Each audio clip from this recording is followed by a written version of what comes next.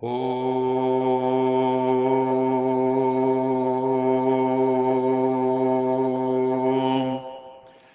शांति।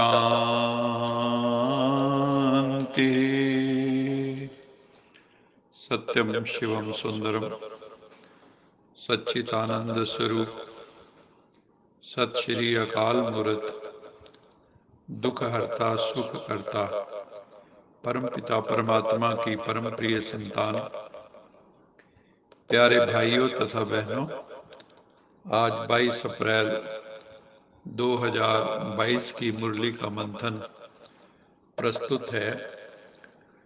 इस मंथन के दौरान ही हम यश जी को निवेदन करेंगे कि तेरे द्वार खड़ा भगवान भगत भर दे रे झोली, ये गीत हमें वो सुनाएंगे। ओम शांति।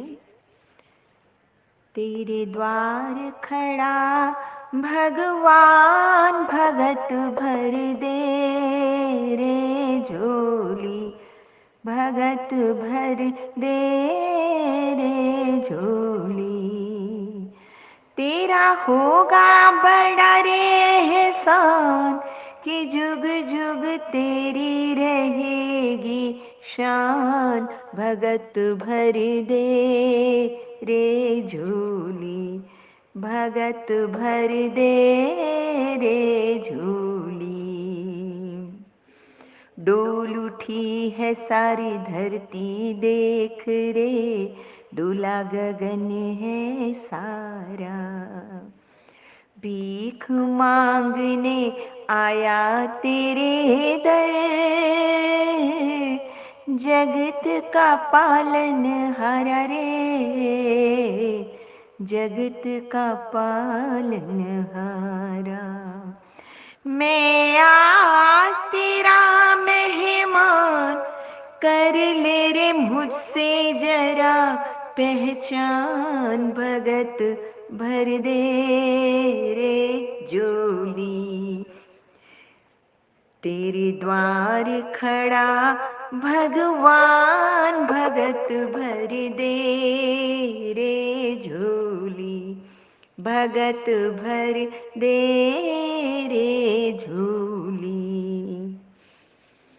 आज लुटा दे रे सर्वस अपना, मान ले कहना मेरा।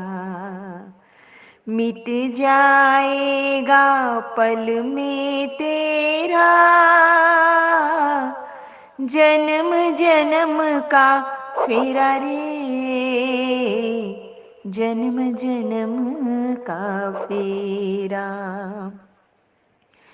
तू छोड़ सकल अभिमान, अमर कर ले रे तू अपना दान, भगत भर दे रे झोली, भगत भर दे रे झोली। तेरे द्वार खड़ा भगवान भगत भर दे रे झोली। तेरा होगा बड़ा रे एहसान कि जुग जुग तेरी रहेगी शान, भगत भर दे रे झोली, भगत भर दे रे झोली। मुरली का सार है, मीठे बच्चे, भगवान शिव आया है तुम बच्चों से दान लेने के लिए।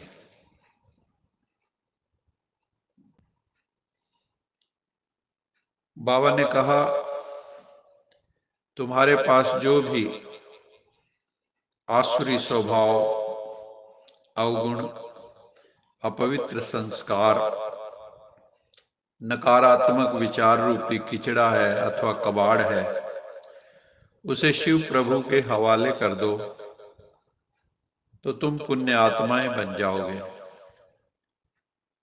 इस मुरली का प्रश्न है, पुण्य की दुनिया में चलने वाले बच्चों के प्रति भगवान शिव की श्रीमत क्या है। बाबा की श्रीमत है मीठे बच्चे, पुण्य की दुनिया बैकुंठ में चलना है तो सबसे ममत्व मिटाओ, अटैचमेंट कम करो, आसक्ति कम करो, मोह कम करो, काम क्रोध लोभ आदि विकारों से मुक्त होने का पुरुषार्थ करो। इस अंतिम जन्म में काम वासना की चिता से उठकर ज्ञान चिता पर बैठो, सभी वासनाओं से मुक्त हो जाओ। जो भी आत्मा रूपी चुनरिया पर लगे दाग हैं, सभी दागों को मिटाकर पवित्र आत्मा धर्म आत्मा बनो तो पुण्य आत्माओं की दुनिया में चले जाएंगे। ज्ञान योग सद्गुणों को धारण कर अपने आचरण उच्चारण और कर्मों को दिव्य बनाओ। शिव बाबा से सच्चा सौदा करो। सच्चा सौदा अर्थात आपके पास जो कुछ भी अवांछनीय अनडिजायरेबल वो शिव प्रभु के हवाले करके उसके बदले में उनसे सत्यता, पवित्रता, दिव्यता का वर्षा ले लो। भक्ति मार्ग में भी दिखाते हैं, शिव पर आक धतूरा जैसी चीजें भी चढ़ाते हैं। वो इसी चीज का प्रतीक है कि हमारे पास जो कुछ भी अच्छा नहीं है, नेगेटिव है, वो प्रभु के अर्पित करके उनसे सत्यता, पवित्रता, दिव्यता का वर्षा ले लो। प्रभु के हवाले करने से तुम्हारा ममत्व भी मिट जाएगा। इस अविनाशी ईश्वरी ज्ञान को ज्ञान अमृत भी कहते हैं। गुरु नानक देव जी ने ज्ञान अंजन कहा। ज्ञान अंजन गुर दियो, अज्ञान अंधेर विनाश। कोई ने इसको ज्ञान वर्षा भी कहा है, क्योंकि इस ज्ञान से ही सारी सृष्टि सब्ज बन जाती है। सब्ज माने हरी भरी हो जाती है। जो भी तमो प्रधान मनुष्य हैं वो सतोगुणी मनुष्य बन जाते हैं और ज्ञान अंजन से अंधियारा भी मिट जाता है। इस ही ज्ञान को फिर अमृत भी कहते हैं, जिससे जो मनुष्य 5 विकारों की अग्नि में जल रहे हैं उस अमृत से वो शीतल हो जाते हैं। श्रीमद् भगवत गीता में भी है, भगवान कहते हैं कामेश क्रोधेश रजोगुण समुद्भवा महाश्नो महापापा विधेनमि वैरिणम। हे अर्जुन, काम क्रोध रजोगुण से उत्पन्न होते हैं। ये योगियों के बहुत बड़े शत्रु हैं। उसमें भी मुख्य है काम, जिससे फिर क्रोध लोभ मोह अहंकार आदि का झाड़ उत्पन्न हो जाता है और विकारों से ही मनुष्य की बुद्धि भी भ्रष्ट हो जाती है। अब उस ही बुद्धि में ज्ञान की धारणा होने से विकारों का फिर बीज खत्म हो जाता है। आजकल तो उल्टी विकारी मर्यादा पालन कर रहे हैं। एक दो को ऐसे ही सिखलाते रहते हैं कि मर्यादा में चलो, खुद तो चलते नहीं। मनुष्य की पहली मर्यादा है निर्विकारी बनना, पवित्र बनना, काम क्रोध आदि विकारों को छोड़ना। आजकल मनुष्य में निर्विकारी बनने की हिम्मत ही नहीं है, विकारों को छोड़ने की हिम्मत ही नहीं है। निर्विकारी बनने के लिए पहले ईश्वरी ज्ञान की तलवार से इन 5 विकारों के बीज को खत्म करना होगा, तब ही विकर्म भस्म हो सकेंगे, और कोई विधि है नहीं। फिर बाबा ने बताया कि 3 दुनिया हैं, निराकारी दुनिया, परम धाम, जहां ब्रह्म महातत्व सर्वत्र फैला है, जहां सर्व आत्माएं और परमात्मा पिता शिव रहते हैं। दूसरी आकारी दुनिया है, सूक्ष्म आकारी, ब्रह्मा विष्णु महेश की। वहां पर सूक्ष्म शरीर हैं, हड्डी मांस के शरीर नहीं है, वहां इशारों से बात होती है। और तीसरी ये साकारी दुनिया है, ये कर्म क्षेत्र है जहां हम सब अच्छे व बुरे कर्म करते रहते हैं। निराकार परमात्मा निराकारी बच्चों अर्थात आत्माओं के साथ निराकारी दुनिया में रहने वाले हैं।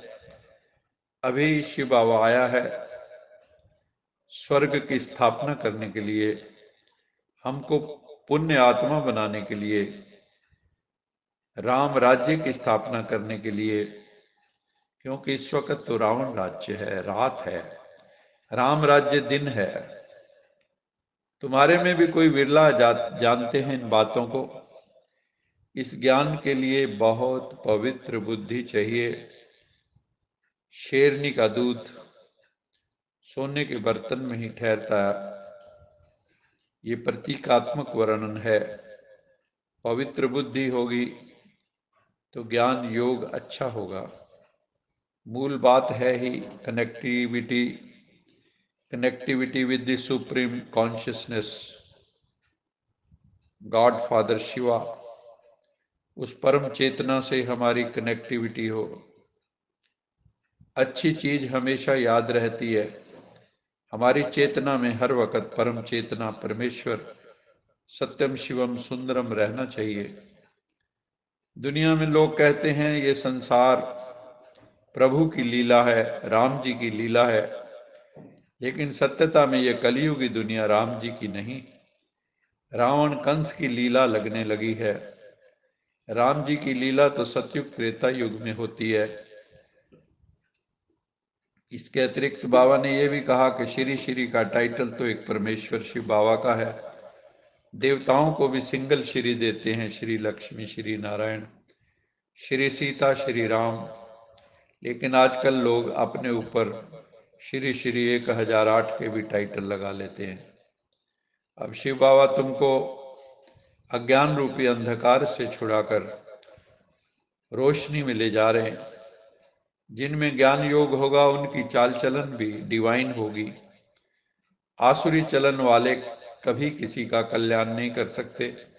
वो खुद का भी अकल्याण करते हैं, दूसरों का भी अकल्याण करते हैं। अगर आपकी जजमेंट पावर अच्छी है तो बहुत जल्दी हम जज कर लेते हैं कि इसमें सद्गुण ज्यादा हैं या अवगुण ज्यादा हैं, आसुरी अवगुण हैं या दैवी गुण है। अभी तक कोई भी संपूर्ण आत्मा बना नहीं है एक्सेप्ट ब्रह्मा बाबा। बाबा के बने तो कदम कदम पर हमें श्रीमत पर चलना चाहिए, अपने मन मत पे नहीं चलना चाहिए। पवित्र बनना है। बाबा कहते हैं कुल कलंकित मत बनो, जो कुल की मर्यादाएं हैं उन पर चलो। बहुत मीठा बनो, रहम दिल बनो, मर्सीफुल बनो। मैं अपकारी पर उपकार करने आया हूं। कभी भी बच्चों को मुरली मिस नहीं करनी चाहिए, क्योंकि कई पॉइंट ऐसे होते हैं जो उस दिन की मुरली में ही होते हैं, वो मिस हो जाते हैं। अच्छे अच्छे ज्ञान रत्न निकल जाते हैं कई बार, और सुनेंगे नहीं तो धारणा कैसे होगी। इसलिए रेगुलर स्टूडेंट बनकर मुरली रोज सुनना है। फिर बाबा ने एक बहुत सुंदर टाइटल दिया, तुम अभी सब श्रवण कुमार और श्रवण कुमारियां हो। तुम सब मित्र संबंधियों को ज्ञान की कांवर पर बिठाकर सबसे बड़े तीर्थ मधुबन माउंट आबू में ले जाते हो। वहां तुम उनकी मुलाकात जादूगर, रत्नागर, सौदागर परमपिता परमात्मा शिव से कराते हो। वहां जाकर सभी आत्माओं को मुक्ति, जीवन मुक्ति का वरदान मिल जाता है। आज के वरदान में बाबा ने कहा, अपने ऑक्यूपेशन की स्मृति द्वारा मन को कंट्रोल करने वाले राजयोगी भव। अमृत वेले तथा सारे दिन में बीच बीच में अपने स्पिरिचुअल ऑक्यूपेशन को स्मृति में लाओ कि मैं राजयोगी हूं। राजयोगी की सीट पर सेट रहो। राजयोगी माना राजा, उसमें कंट्रोलिंग पावर और रूलिंग पावर तो स्वतः ही आ जाती है। वो एक सेकंड में मन को कंट्रोल कर सकते हैं। वो कभी अपने संकल्प, बोल और कर्म को व्यर्थ नहीं गवा सकते। अगर चाहते हुए भी व्यर्थ चला जाता है तो उसे नॉलेजफुल अथवा राजा नहीं कहेंगे। इसलिए हमेशा याद रखो, मैं राजयोगी हूं, उसी सीट पर बैठे रहो तो कंट्रोलिंग और रूलिंग पावर ऑटोमेटिकली होती रहेगी। आज का स्लोगन है, स्व पर राज्य करने वाले ही सच्चे स्वराज्य अधिकारी हैं। स्व पर राज्य करने वाले ही सच्चे स्वराज्य अधिकारी हैं। जिन आत्माओं का मन बुद्धि संस्कार वश में है, उनके वश में है, जिनका मन वाणी कर्म पवित्र है, वही सच्चे सच्चे स्वराज्य अधिकारी आत्मा है। इसलिए हमें सेल्फ पर रूल करना है, अपने मन बुद्धि पर नियंत्रण करना है, वश में करना है उन्हें, और अपने मन वाणी कर्म को पवित्र बनाएंगे तो हम सच्चे सच्चे स्वराज्य अधिकारी बन जाएंगे। अच्छा, मीठे मीठे सिकिलदे बच्चों प्रति माता पिता बाप दादा का याद प्यार, गुड मॉर्निंग। रूहानी बाप की रूहानी बच्चों को नमस्ते। हम रूहानी बच्चों की रूहानी माता पिता बाप दादा को याद प्यार, गुड मॉर्निंग और नमस्ते।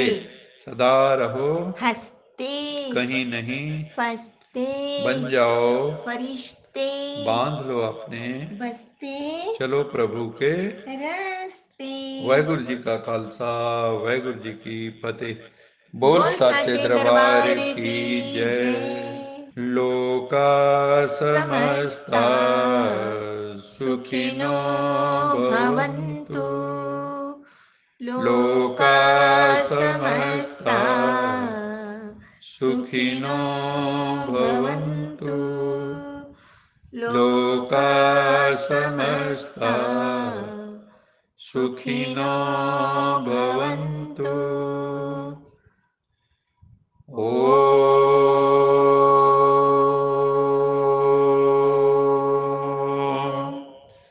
शांति शांति